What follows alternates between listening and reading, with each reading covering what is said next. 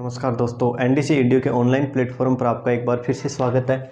अपन पढ़ रहे थे राजस्थान की प्रथाएं और पिछली क्लास में अपन ने लास्ट प्रथा पढ़ी थी कोकड़ी की रस्म, जिसमें अपन ने पढ़ा था कि ये राजस्थान की सांसी जनजाति में व्याप्त है और इसमें एक लड़की के विवाह के ऊपर उसके चारित्रिक पवित्रता की परीक्षा ली जाती है, जिसके अंतर्गत अपन ने बात की थी कि पात्र में तेल को गर्म किया जाता है और गर्म तेल में उस लड़की के हाथ डुबोए जाते हैं। इसके बाद में अपन बात करेंगे अपनी अगली प्रथा के ऊपर, और अगली अपनी प्रथा है नाता प्रथा। खूब सुनी होगी आपने नाता प्रथा। अपने भी ये शब्द जो है आम बोलचाल में बहुत ज़्यादा प्रचलित है। अपने जी हाँ घर के मायने बूढ़ी दादी ताई कई बार के वह के अनबन अगर कोई परिवार के माँ कोई महिला के साथ हो जाए या फिर एज ए मजाक में भी वह कहती तो कि तू नाते जासी या बत्ती सज धजगिर के नाते जासी। तो नाता जो प्रथा है देखो ये क्या होती है। वैसे देखा जाए तो ये एक पुनर्विवाह की प्रथा है। किस प्रकार की प्रथा है? पुनर्विवाह की प्रथा। पुनर्विवाह की प्रथा है, लेकिन इसके अंतर्गत होता क्या है इसके बारे में अपन बात करें तो देखो इसके अंतर्गत क्या होता है। कोई महिला जो है वो अपने जीवित पति को छोड़ करके और दूसरे पुरुष के साथ शादी कर लेती है। यानी कोई महिला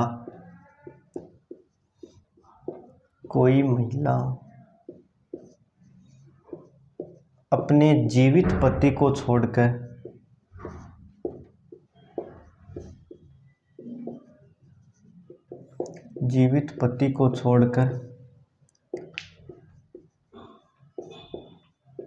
किसी दूसरे पुरुष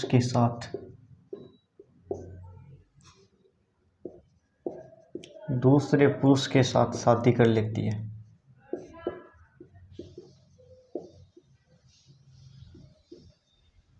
और ये प्रथा क्या कहलाती है? नाता प्रथा कहलाती है। क्या कहलाती है?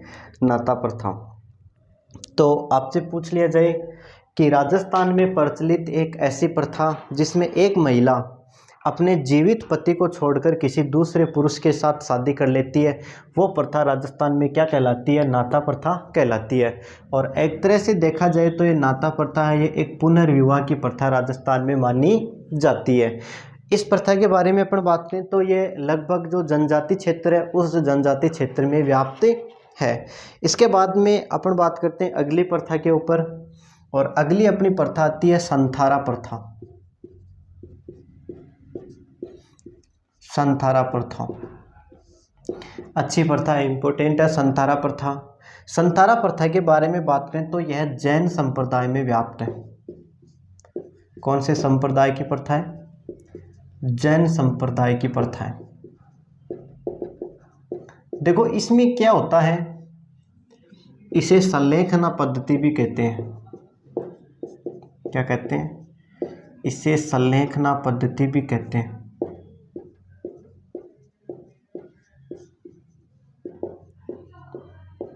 कौन सी पद्धति कहते हैं? संलेखना पद्धति भी कहते हैं। इसके बारे में अपन बात करेंगे तो इसमें क्या होता है, अन्न और जल का त्याग कर, अन्न और जल का त्याग कर मृत्यु को वर्ण किया जाता है।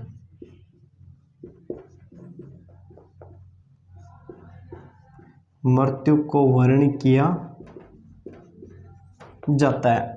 यानी इसमें क्या होता है कि जैन संप्रदाय से जुड़ा हुआ कोई भी अगर व्यक्ति होता है वो अन्न और जल दोनों का त्याग कर देता है, और अन्न और जल का त्याग करने के बाद में धीरे धीरे उसका शरीर है वह कमज़ोर पड़ने लग जाता है और 4-5 दिन बाद में उसकी क्या हो जाती है?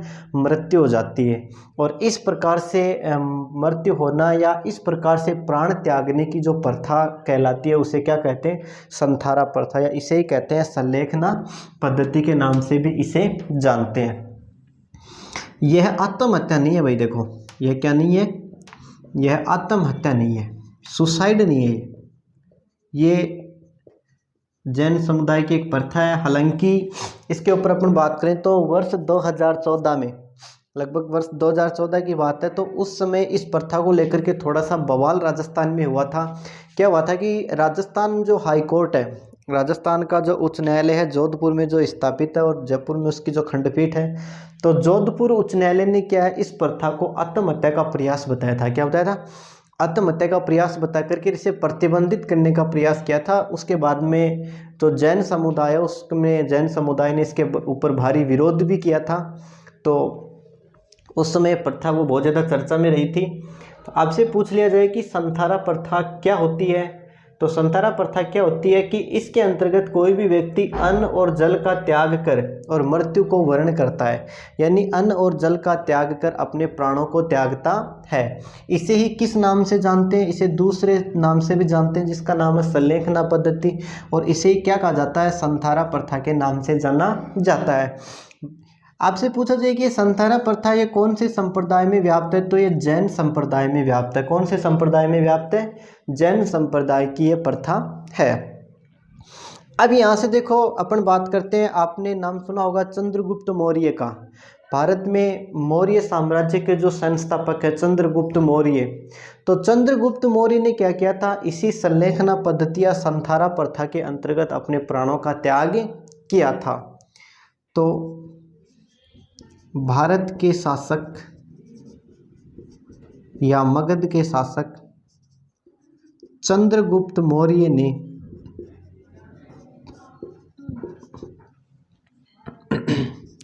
स्वर्णबेलगोला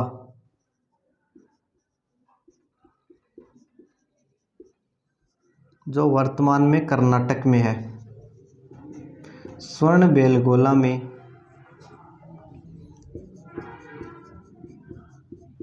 संथारा प्रथा के तहत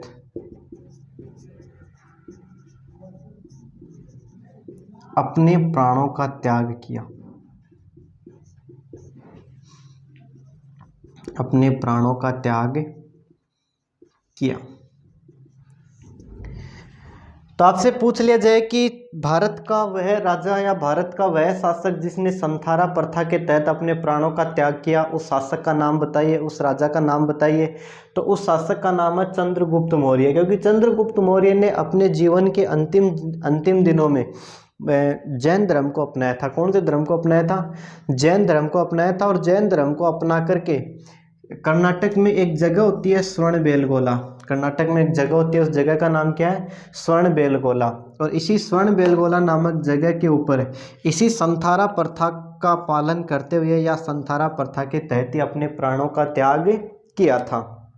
किसने किया था? चंद्रगुप्त मौर्य ने। तो आपसे पूछ लिया जाए कि संथारा प्रथा के तहत अपने प्राणों का त्याग करने वाले भारत के शासक कौन है, तो संथारा प्रथा के तहत अपने प्राणों का त्याग करने वाले शासक का नाम है चंद्रगुप्त मौर्य। फिर अगर आपसे पूछे कि संथारा प्रथा है इसे अन्य किस नाम से जानते हैं, तो इसे अन्य संलेखना पद्धति के नाम से भी जानते हैं। संथारा प्रथा यह कौन से समुदाय में व्याप्त है, तो ये जैन संप्रदाय में व्याप्त है।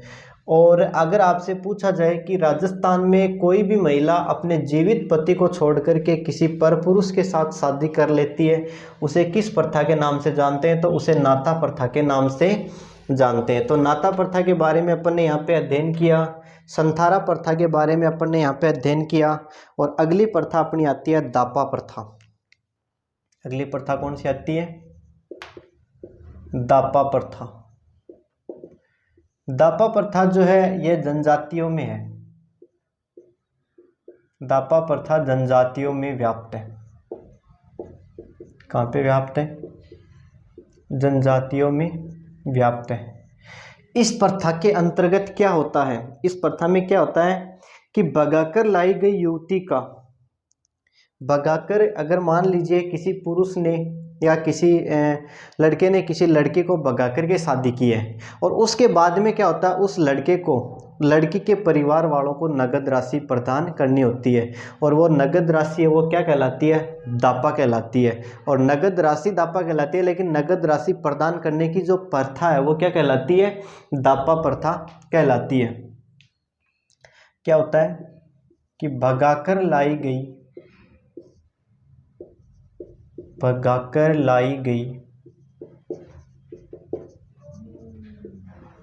युवती का, भगाकर लाई गई युवती का पुरुष द्वारा वधू पक्ष को नगद मूल्य चुकाया जाता है। नगद मूल्य चुकाया जाता है।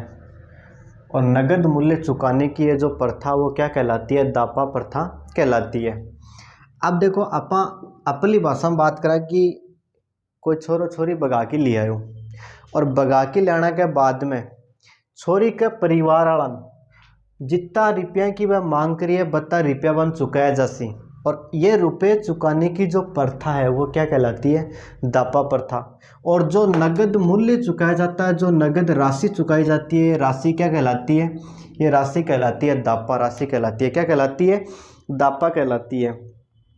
इस प्रथा के बारे में बात करें तो वैसे तो देखो राजस्थान की सभी जनजातियों में व्याप्त है, लेकिन सर्वाधिक अगर हम बात करें सर्वाधिक रूप से यह किस जनजाति में प्रभावित है, तो सर्वाधिक यह ग्रास्य जनजाति में व्याप्त है।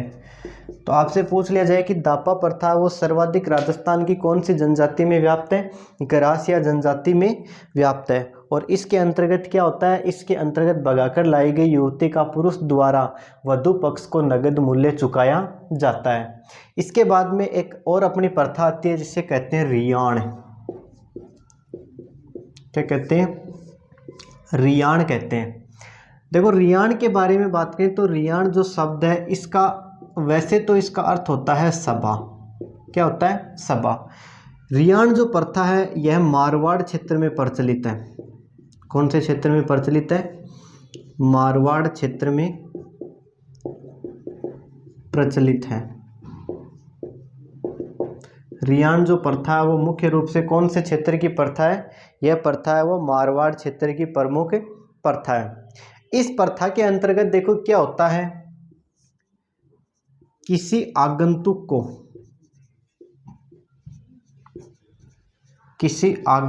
को अफीम घोलकर पिलाई जाती है।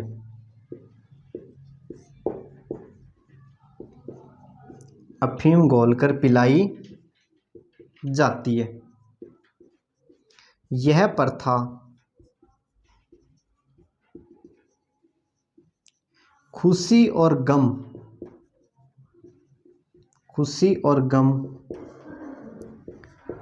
दोनों समय निभाई जाती है। दोनों समय निभाई जाती है। देखो बात करते हैं रियाण प्रथा के बारे में। तो जैसा कि मैंने आपको बताया कि रियाण का जो अर्थ होता है वो तो होता है सभा। रियाण का अर्थ क्या होता है? सभा होता है। और इसमें क्या होता है? यह मारवाड़ क्षेत्र में प्रचलित है। तो ये प्रश्न है वो बहुत बार पूछा गया कि रियाण जो प्रथा वो कौन से क्षेत्र की प्रथा है? मारवाड़ क्षेत्र की प्रथा है।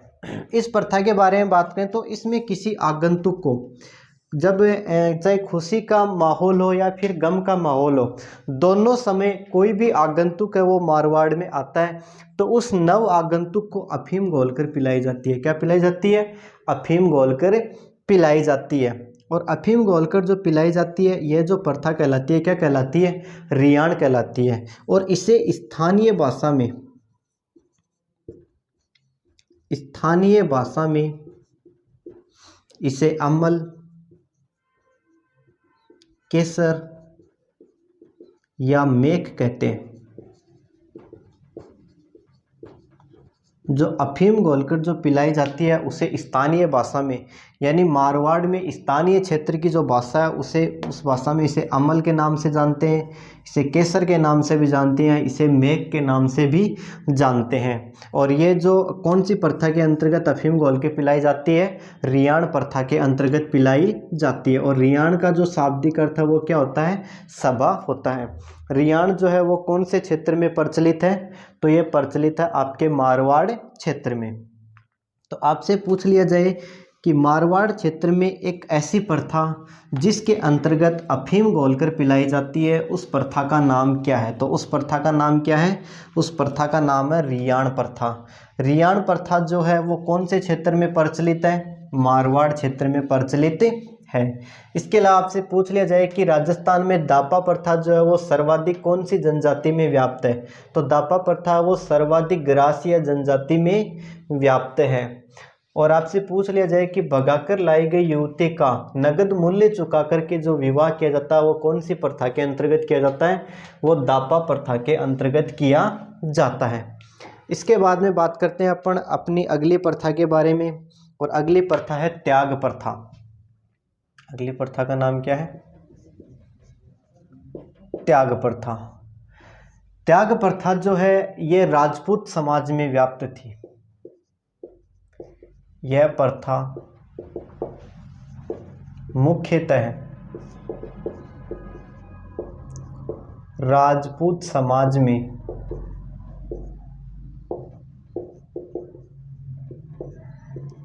व्याप्त थी। त्याग प्रथा वो मुख्य रूप से कौन से समाज में व्याप्त थी? राजपूत समाज में। इस प्रथा के अंतर्गत क्या होता है, इस प्रथा में क्या होता है, राजपूत परिवारों में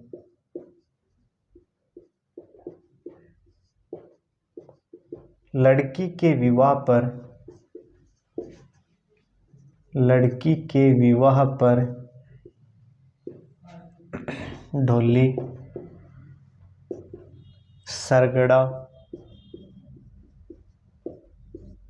या भाट जाति द्वारा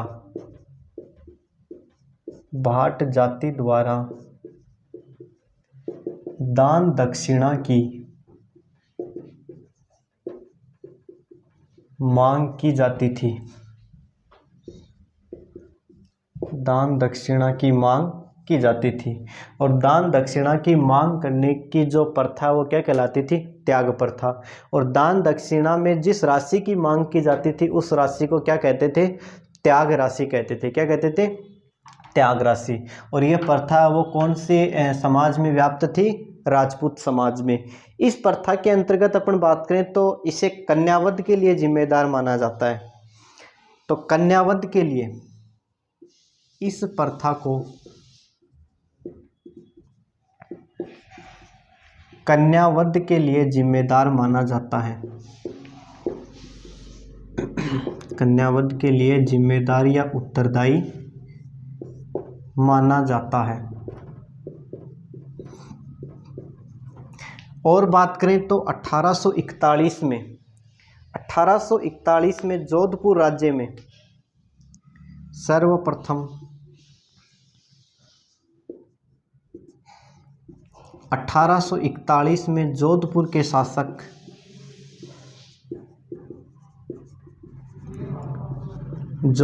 के शासक महाराजा मानसिंह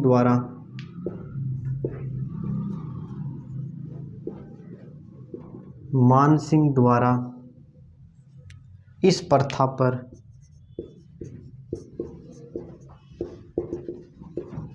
प्रथा पर प्रतिबंध लगाने के लिए नियम बनाए गए। प्रतिबंध लगाने के लिए नियम या कानून बनाया गया। कौन सी प्रथा पर प्रतिबंध लगाने के लिए कानून बनाया गया? त्याग प्रथा पर। और 1844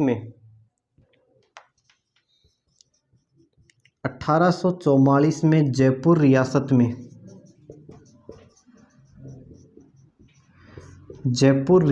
में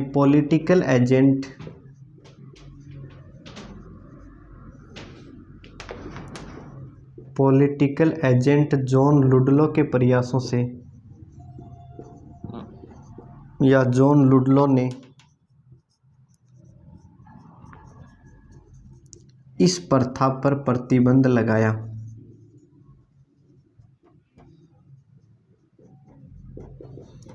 तो देखो एक बार फिर से बात करते हैं अपन त्याग प्रथा के बारे में। त्याग प्रथा जो है वो मुख्य रूप से कौन से समाज में व्याप्त थी? राजपूत समाज में व्याप्त थी। इस प्रथा के अंतर्गत क्या होता था कि राजपूत परिवारों में लड़की के विवाह पर डोली या सरगड़ा या भाट जाति द्वारा दान दक्षिणा की मांग की जाती थी। और दान दक्षिणा की जिस राशि की मांग की जाती थी वो राशि त्याग राशि कहलाती थी। क्या कहलाती थी? त्याग राशि कहलाती थी। और ये त्याग राशि है वो इतनी ज़्यादा होती थी कि एक आम आदमी है जो इसे दे पाने में असमर्थ होता था। तो ऐसी स्थिति में इस प्रथा से घबरा कर के लोगों ने क्या किया, अपनी जन्म लेते ही अपनी लड़कियों को मारना शुरू कर दिया। यानी इस प्रथा को कन्यावध के लिए उत्तरदायी माना जाता है। क्या होता था कि ये इतनी ज़्यादा होती थी कि ये राशि के जो राजपूत समाज के जो लोग हैं वो कन्याओं को जन्म देने से डरते थे, और अगर लड़की का जन्म हो भी जाता था तो वो क्या होता था, उसे मार देते थे, जैसा कि अपन ने कन्यावध प्रथा के अंतर्गत पढ़ा था। इसके ऊपर सर्वप्रथम 1841 में जोधपुर के जो शासक है महाराजा मान सिंह ने, तो सर्वप्रथम 1841 में जोधपुर महाराजा मान सिंह ने इस प्रथा पर प्रतिबंध लगाने के लिए क्या बनाए, कानून बनाए। इसके अलावा अगर हम बात करें तो 1844 में जयपुर रियासत के जो पॉलिटिकल एजेंट थे जॉन लुडलो, तो जयपुर रियासत के पॉलिटिकल एजेंट जॉन लुडलो ने इस प्रथा पर क्या लगाया, प्रतिबंध लगाया। कौन सी प्रथा पर प्रतिबंध लगाया जॉन लुडलो ने, तो इन्होंने प्रतिबंध लगाया त्याग प्रथा के ऊपर। तो आज की अपनी जो ये क्लास है इसमें अपन ने बात की त्याग प्रथा के ऊपर। इसमें अपन ने त्याग प्रथा के अलावा बात की जो और अपनी प्रथाएं हैं, जैसे कन्यावध के बारे में अपन ने बात किया, और आगे के अपन क्लास में बात करेंगे अगली प्रथाओं के ऊपर। तब तक आप हमारे साथ बने रहिए। धन्यवाद।